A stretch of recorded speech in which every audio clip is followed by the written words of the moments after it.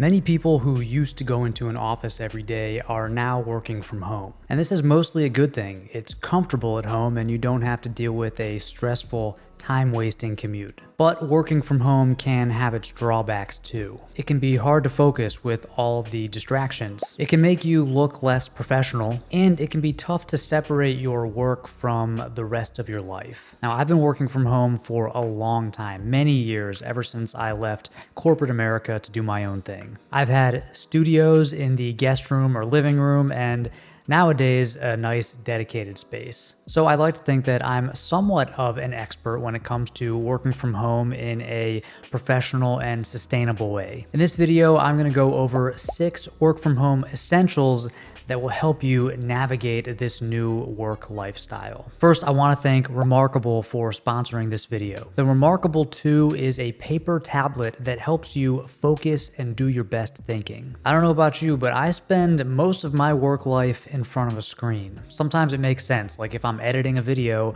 I have to be at my computer. The problem is the computer and my phone are full of distractions. For example, sometimes I'll set out to make a to-do list on my computer, but then one of the items reminds me that I have to go check an email, so I'll go into Gmail to check that real quick. But then that email makes me go to someone's website to check something else, and then before you know it, 20 minutes have gone by and I'm just doom scrolling on Instagram. It's easy to become totally unfocused and unproductive. Now, one solution is to go back to good old-fashioned pen and paper whenever possible. The only problem with that is I really don't like having extra papers around. I like the paperless lifestyle. I'm trying to be somewhat of a minimalist when possible. And that's where the Remarkable 2 comes in. It's a paper tablet that feels just like writing and reading on actual paper. You can review and mark up documents, you can take notes, you can keep your to-do list, sketch ideas, and write, all without any distracting notifications, email, or social media. It's like getting all the benefits of an analog pen and paper system,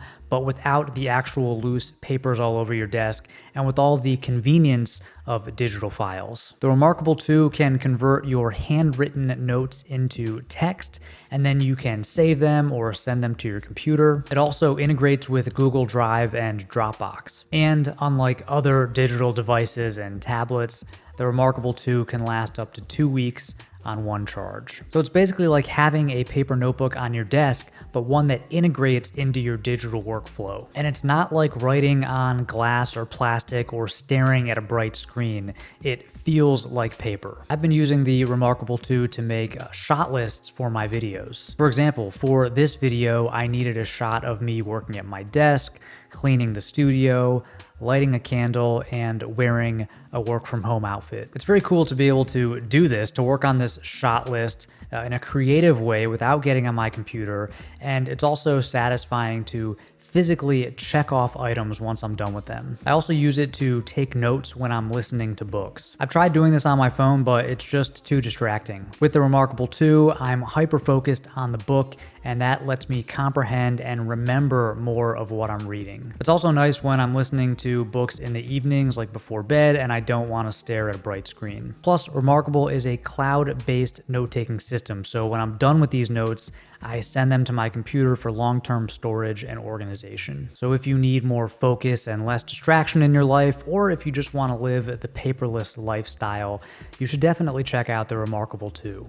I'll leave a link to this paper tablet down below in the description, so definitely check that out. And thanks one more time to Remarkable for sponsoring this video and supporting the channel. Okay, let's get into the tips. Work from home essential number 1 is a clean, organized space. If my space is full of clutter, I find it hard to think clearly. And sometimes when I'm working on a video, especially like a try-on haul video, my space can get very messy very quickly. I like to use Sundays to make sure that my studio is clean and ready for the week. This means putting clothes away and any other product samples away, resetting my camera and lighting, wrapping up and storing loose cables, and processing loose papers. I also make sure that my plants are watered and that the floor is relatively clean. And I like to take the same approach to my digital space. I go to my computer's desktop and I clean it up, I get rid of any files that I don't need anymore, and I organize everything else. I try to get my emails down to inbox 0, which almost never happens. Delete those unused apps. This sort of physical and digital tidying up always helps me feel better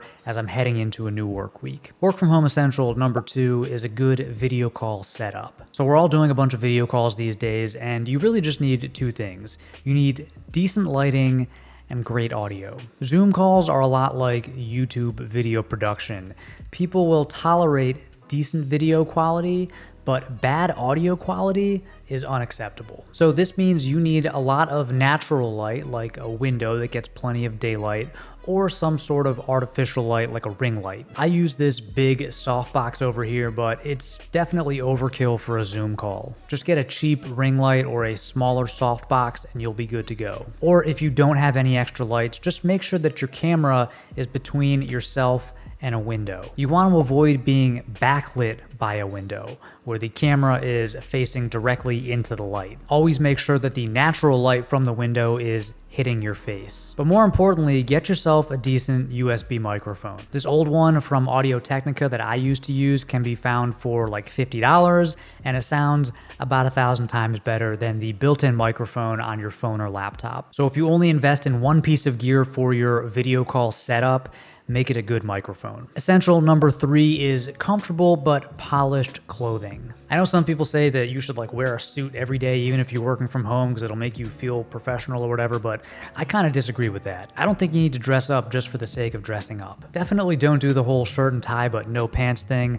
That's kind of weird and kind of risky. I like to wear clothes that are first and foremost comfortable, but that look professional and polished enough that I can, run a quick errand or jump on a quick Zoom call. My go-to outfit is a pair of slim joggers, a crew neck tee under a sweater, nice wool socks, and house slippers. I finish things off with my favorite watch for a casual but put together look. And of course, I will link to these things down below in the description. Essential number 4 is an ergonomic desk setup.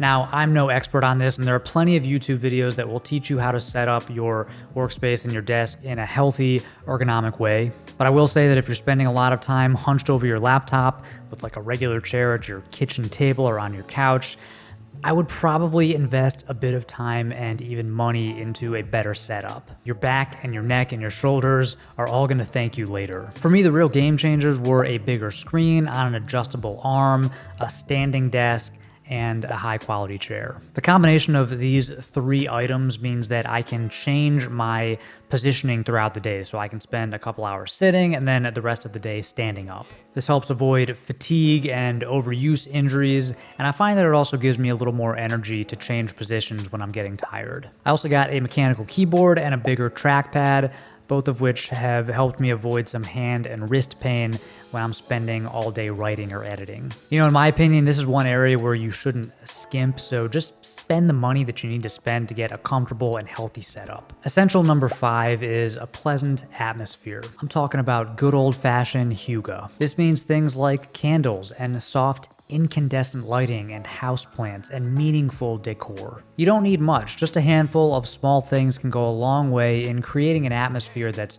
comforting and energizing. There's a reason that aesthetically pleasing desk setup videos are so popular here on YouTube. It's like a whole genre. When you like the way that your workspace looks and when you like your gear, you're more apt to use it and enjoy using it. You want to engage with a pleasant space. One great place to start is with a nice smelling candle. These are cheap and they go a long way in creating a nice atmosphere. I also recommend getting at least one houseplant, preferably one that's hard to kill. And make sure that you have some soft accent lighting, especially if your room just has overhead fluorescent lights. From there, you can add a few decorative items, but not just random stuff from Target, stuff that actually has some meaning in your life. Sure, if you're a hardcore minimalist, you can get away with a totally Spartan, bare office, but I find that some small things go a long way. And the last work from home essential is a bit of separation between your work life and your home life. Ideally, you'd have some physical separation, like a wall or a door or a staircase. But if you don't have a physical barrier between your home and your work, you can still create some emotional separation. For example, I turn on this little accent light every time I start working, and it signifies a switch into work mode. And then at the end of the day, when I'm done working, I turn it off. I also like to use noise-canceling headphones during periods of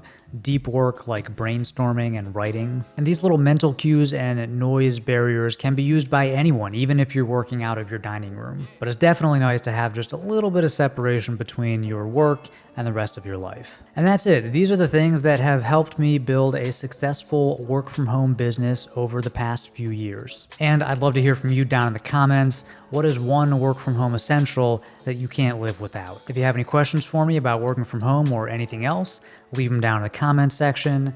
Thank you as always for watching, and until next time, stay stylish.